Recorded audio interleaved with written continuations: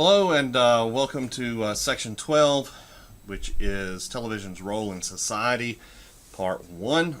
What we're going to do, looking at, let me switch back here, looking at television is we're going to view it from two different perspectives.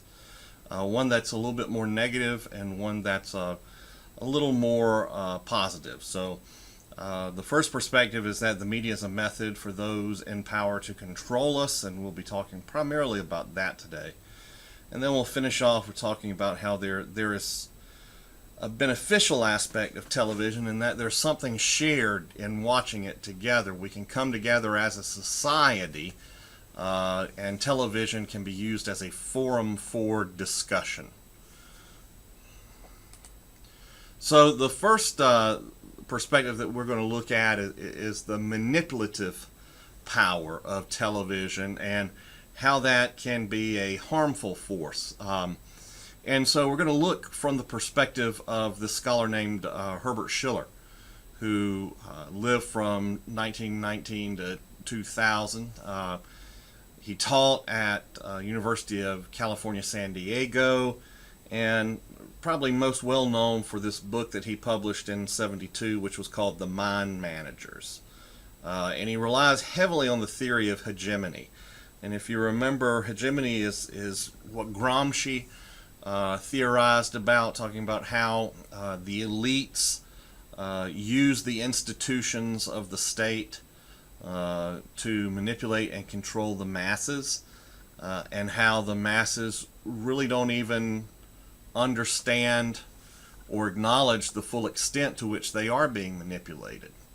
So the current status quo, or the state, is manipulating people, and the people are almost unaware or ignorant of it. So what Schiller's arguing is that media managers, in particular, with this book, he's talking about how the media controls the images that we see and the information that we get, and therefore the media managers really have control in shaping society's beliefs and behaviors, because the media managers are providing the information to us. They are providing the images to us. So what we know about our world is how they present the world to us. And the dominant elites, just like in hegemony, the dominant elites try to conform the masses so that they're manipulated more easily. And Schiller goes on and has a very cynical outlook as to America and the American dream. And he says, you know, we're always just fed enough of that American dream to continue to believe in it. But it's not, the American dream does not happen as often as we'd like.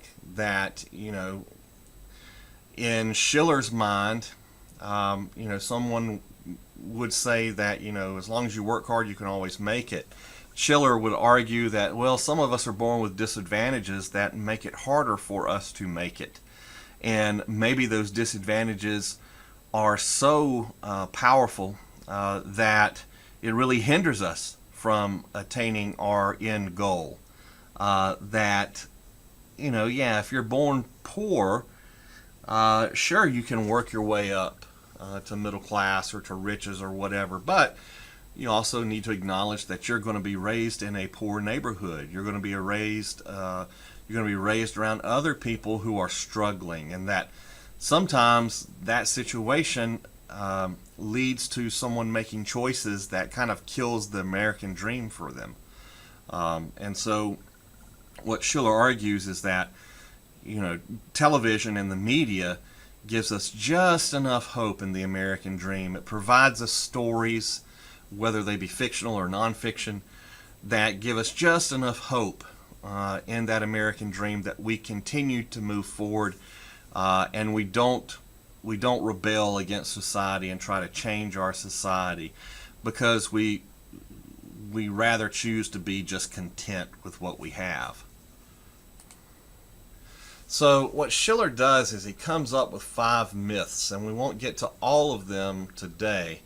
In fact, this will kind of be a shorter lecture, and then the next one will kind of be short too. But Sometimes these concepts and these myths that he talks about can get pretty deep, so I wanted to give them the fair shake and split this over two actual lectures. So the first myth that Schiller talks about, these are things that keep us content, and in particular it's things that the media does to help us stay content. So myth number one is the myth of individualism and personal choice.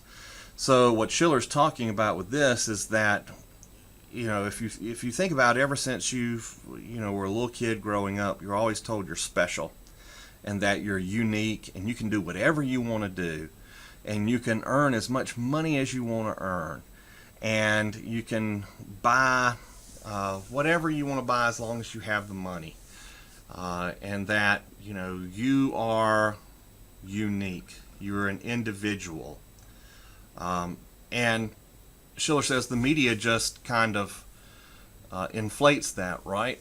So we see rags to riches stories on television. We see where people work hard for themselves and earn things for themselves. We see things like MTV Cribs, which I remember, which just shows you kind of the luxury that some people can live in and some people attain.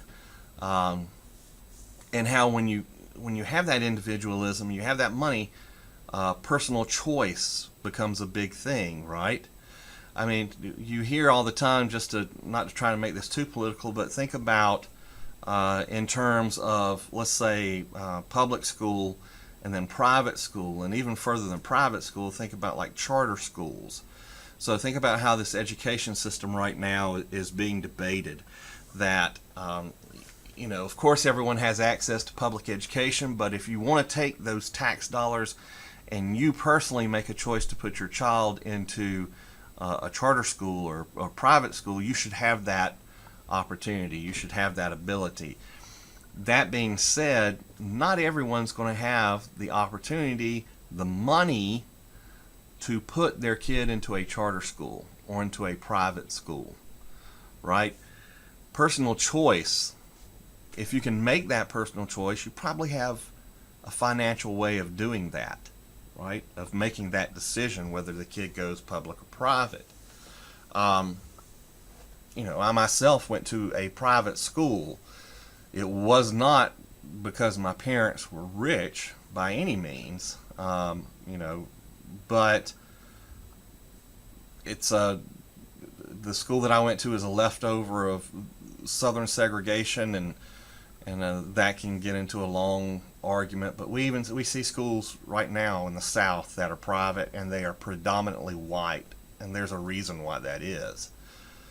Still, my family decided to put me in one of those schools, which meant they had to pay. So they paid a tuition for me to go to that little bitty school in the rural South. But they had that choice. There's several families in my area that did not have that choice, right? They didn't have jobs that paid them enough that they could save and sacrifice that money. We also see right now, one of the things that I've recently complained about, and I know you hear it all the time, being millennials, is that you're all snowflakes and you've all been coddled and you haven't had any kind of to face any roughness in life, and you expect everything to be given to you. These are all things that people say about millennials. And when I say people say about millennials, I mean old people say about millennials.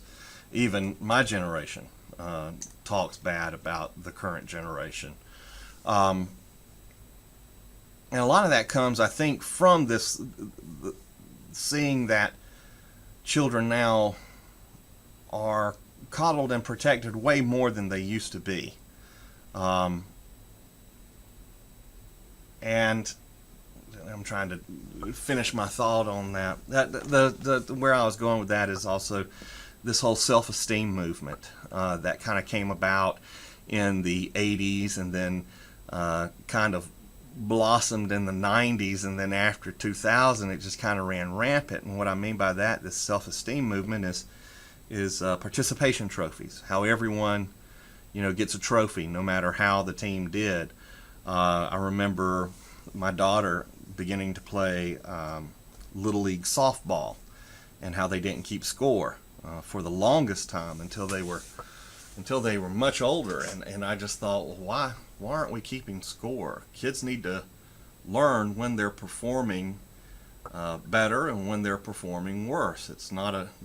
And the value of failing, the value of learning from failure that I felt was not being taught in the same way that it was taught to me.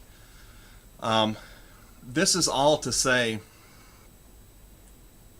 and to point to what Schiller's talking about, that there's this myth of individualism, of personal choice, that you're unique. Remember, you are special, you're an individual, just like everyone else. Every parent tells their kid that. You're special, you're unique, right? What Schiller's getting at, to try to bring this home, is that we didn't really get individualism and privacy until, as a society, we were able to gain material rewards, bank money, and have leisure time to spend, right? So what Schiller's getting at with this is that if you look at the evolution of humanity, we evolved in a tribal system. We evolved in a system that said, look out for one another, that everyone will serve a role that benefits the group and not just that individual. If you think about Native American societies, how everyone had a role, whether it be hunter, gatherer, warrior, medicine man, chief, whatever. Everyone had a role, and they played that role for the betterment of the tribe. Early cavemen did the same thing, where people had roles, right? So if you just decided, hey, I just want to wander off and do my own thing, well, as a Native American, you would die. You could not survive just one person against the entire wilderness. You needed community. And so that's what Schiller's trying to say here, is that as we've evolved, we've started to think that we don't need community. It's just the individual. And he's saying that television and the media has just fostered that belief, right? So getting back, people begin to value the individual over the group. And what's best for the group overall is outweighed by what holds most value for the individual. Television provides entertainment. If you think about that and think about how much entertainment television provides as opposed to knowledge, right? If you think about that, you start to see that knowledge is really for the betterment of society. Entertainment is really for the benefit of the person, right? I mean, there is entertainment that makes everyone feel good, or that maybe spurs everyone into action. But for the most part, entertainment is a personal achievement, right? I want to be entertained myself. I don't necessarily care about entertainment for the whole group of people that I'm involved with. When I get home from work, I want to do what I want to do, right? So I seek out entertainment. Whereas Schiller's pitching and saying, really what mass media should do is provide you with knowledge. It should act as a teacher. It's something else that you look at to gain insight into the world. Schiller also makes this point, and I can't remember if we get to it today or in the next lecture, but he'll harp back on this last point on this slide, which is individual freedom gets tied in with personal choice all the time. We can choose what we want to watch on TV. What do I mean by that? People tend to confuse freedom and choice. And they think, well, I have individual freedom. I'm a unique individual. And so I can choose anything I want. I can choose to do anything I want. And what Schiller says is, no, you need to remember, there are always constraints on personal choice. You can't do everything that you just want to do. We don't live that way. You can't just decide that you're going to kill someone who upset you that day. There's a restriction on that. You can't just decide that you're going to go into a car lot with $10 in your pocket and buy a Ferrari. That's not going to happen. We all have limitations. Schiller will get to that and say, well, we also say, well, look, I choose what I want to watch on TV. It's my personal choice what I want to consume in the media. And Schiller argues, no, you really are just consuming the options that they give you. And so that's Schiller's argument. The myth of neutrality. Again, remember, these are all things that are supposed to keep us content, that are supposed to keep us kind of zombified, not, I think the term people use now is woke. So Schiller's very much arguing that the media does not keep you woke. If there's an opposite to woke, Schiller believes that's what the media is doing. So one of these things is called the myth of neutrality. And that means for manipulation to be effective, and this is also true for hegemony, by the way, for manipulation to be effective, evidence of its presence must be non-existent. So if I want to manipulate you, the easiest, most powerful way to do that is for you not to even realize I'm manipulating you, right? The best persuasion is when you can convince someone that they actually persuaded themselves, right? If you have a brilliant idea and you want someone else to buy into that idea, the easiest way to do that is to help them in saying that they've convinced themselves it's the right thing to do, right? So, in order to do that, evidence of manipulation can't be there. So, you've got to not, as a media manager, as a mind manager, as someone who's trying to keep the status quo, that means that you can't show people the corruption, how deep the corruption goes, how problematic our institutions are. People must believe that their government, their media, their system of education, the institutions of science and medicine, all these key things that we put so much faith in, people have to believe that those things, even science and the pursuit of knowledge, has to be beyond a conflict of interest, right? So you don't show them how the corruption occurs. You don't show them how these systems individually keep failing. And you don't show them that these institutions separately have their own motivations. They want their own things, right? And so, yes, there's conflicts of interest in them. Government, you see political figures all the time in conflicts of interest, but they continue to do what they do. Or an education system that has a conflict of interest. We'll talk about conflicts of interest in the university setting. Things that maybe you haven't thought about but exist and are there. So that's what Schiller is saying, is that the media tries not to show you the extent of that corruption. I won't argue and say that they never show you corruption. Sure they do. But they never really show you the true extent of it. And to back that up, Schiller says, okay, Schiller kind of agrees with the point that I just made, in that, sure, corruption can occur. But the strategy of the media managers, mind managers, according to Schiller, the strategy is that when corruption occurs, it's the fault of the individual, not the institution or the system. Right? So we look at things like the office of the president, okay, the United States president. And when you see problems of corruption there, and this is true of any politician, it's usually phrased as that person was weak themselves. In other words, Nixon, who went through the Watergate scandal and was very vindictive and very vengeful in what he wanted to do with his opponents. He was one of the best political schemers out there, but he was doing bad things. He was breaking laws.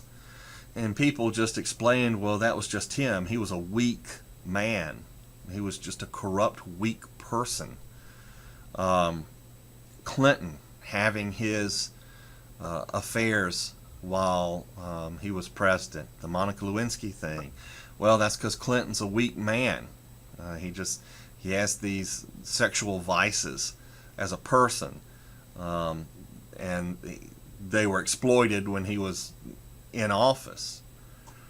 But if you look back at the office of president, you will see that many of these presidents had sexual affairs on the side, right? And we can even go all the way back to Thomas Jefferson having relations with his slaves. We can go forward. FDR, who in my opinion is probably one of the best presidents out there, pulls us out of the Depression, pulls us through World War II, and is dealing with a country in crisis. He had a mistress that his wife knew about, his daughter knew about. Now, you never heard that. You never really knew the extent of that. There wasn't a media system that was hounding him day and night, looking at those issues. JFK, it's well known that he had several affairs in office. And so if we look, maybe we need to stop and think about, were these men weak? Well, possibly, yeah. But could it also be that office, being president of the most powerful country in the world, also tends to make people a little bit selfish, narcissistic, egotistical, makes them think that they can have whatever they want and get away with whatever they want? Maybe it's that old adage about power corrupts, and absolute power corrupts absolutely. We see it in other institutions. To bring this back into the realm of journalism, we have also seen this in reporters or news anchors, broadcasters, people that get so full of themselves that they start losing sight of their responsibilities. For example, Brian Williams on NBC, when he started making up stories about places and things he had done, and then later was called out on it. Well, it turns out if you look into Brian Williams' past and history, he is a newsman, but he also wanted to be an entertainer. When the Jay Leno incident, where Jay Leno was leaving and Conan O'Brien was going to fill that slot, and they had some turnover there and things didn't go the way that NBC wanted it to go, Brian Williams seriously thought that he might be in contention for that late night spot. He would come on as a guest all the time and talk, and he was witty and charming, and people thought, that, well, they were entertained by him. And he started kind of getting addicted to that response of people being entertained and charmed by him. And he wanted that position. And so he starts telling stories that just seem more grandiose and more grandiose and more grandiose because it draws attention to himself. I have Stephen Glass here as the last bullet point. We could use Stephen Glass, who was at the New Republic, also Jason Blair, who was with the New York Times. These are reporters that wrote magnificent pieces. But later on, people realized that some of them just seemed too good to be true. And indeed they were. Both Glass and Jason Blair were making up their stories and putting them in press. But people said, well, these are just weak people. It's not that journalism itself is corrupted. It's not that journalists becoming celebrities corrupts people. It's that these particular people themselves were just conniving and selfish. So Schiller is saying that that's what you do. You take the emphasis away from the institution, you put it more on the individual. The third thing that we'll talk about, and this is actually the last slide, is the myth of unchanging human nature. And so again, these are myths that keep us content, right? So why don't we change things? Why don't we rebel? Why don't we cause a fuss? And Schiller says, well, the media just keeps you thinking that, you know, this is the way things are. This is the way things go. This is how things go over time. The expression he uses here is when human expectations are low, passivity prevails. In other words, if we don't expect any better, then how do we fight injustice? When we see someone treated wrong, we just think, well, that's how the world works. When we see at a university people being mistreated, well, that's just how big old universities are. When we see big corporations treat employees badly, well, that's what you get when you have these big box stores, these big corporations that don't really deal with people. And you get that response so often that people don't think they can make any kind of change. And they don't think that really they should be making change, because that's just the way the world is. And if we look at what television does in particular, there's this argument about people expect blood, guts, and sex, so just give them what they want, right? If sex sells, then we'll just give them sex. They obviously, that's what they want, so we'll give them that. If they want violence, we'll give them that, sure.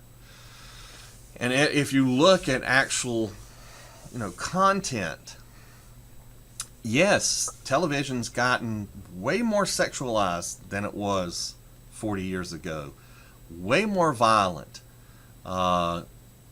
Language, nudity, things like that have all, changed dramatically over those 40 years.